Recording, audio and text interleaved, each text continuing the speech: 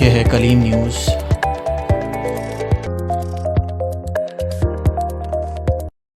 سکھر میں ہم اور ہمارا سکھر کی طرف سے 9 اور 20 نومبر کو فیملی فیسٹیول کا انعقاد کیا جائے گا۔ فیسٹیول کا انعقاد بے نظیر پارک ملٹری روڈ میں کیا جائے گا، جس میں مختلف شعبوں میں خدمات انجام دینے والوں کے ایوارڈ دیے جائیں گے۔ اور اس سے بھی اچھی چیز جو ہے وہ یہ ہے کہ جن لوگوں کی کارکردگی اچھی ہے، وہ لوگ جو بے لاس، بغیر کسی لالچ کے، بغیر کسی مقصد کے لیے، شہر کے لیے، لوگوں کے لیے، عوام کی خدمت کرتے ہیں، ان کو نہ صرف آئیڈینٹیفائی کیا جا رہا ہے بلکہ ان کے لیے ایوارڈ سسٹم رکھا ہے، ان کو ایوارڈ دیں گے، اور یہ فیملی فیسٹیول میں ہم سب ساتھ ہوں گے۔ تھینک یو سو مچ۔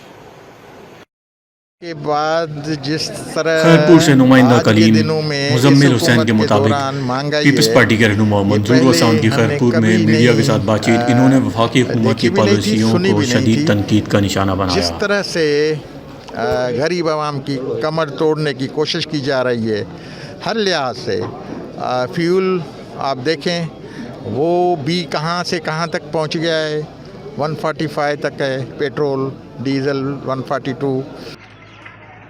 خیرپور میں اینٹی کرپشن سکر کا D H O office Khairpur پر چھاپا۔ گزشتہ 10 سالوں میں 30 کروڑ سے زائد کی کرپشن ہوئی۔ جعلی بلز بنا کر کروڑوں روپے کی میڈیسن خریدی گئی ہیں۔ اینٹی کرپشن سکر ٹیم پہنچنے پر آفس کا عملہ بھاگنے میں کامیاب ہو گیا۔ پیر وسن سے نمائندہ کلیم سجاد چانڈیو کے مطابق پیر وسن کے قریب نوائی گاؤں دین محمد سلام میں طلاق یافتہ خاتون کے گھر پر سابقہ شوہر کی چڑھائی۔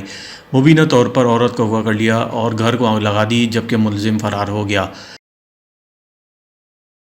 ڈہرکی سے نمائندہ کلیم اسلم حسین کے مطابق ڈہرکی نجی پیٹرولیم کمپنی کے خلاف عوامی مسائل حل نہ ہونے پر جمعیت علماء اسلام کی جانب سے دھرنا۔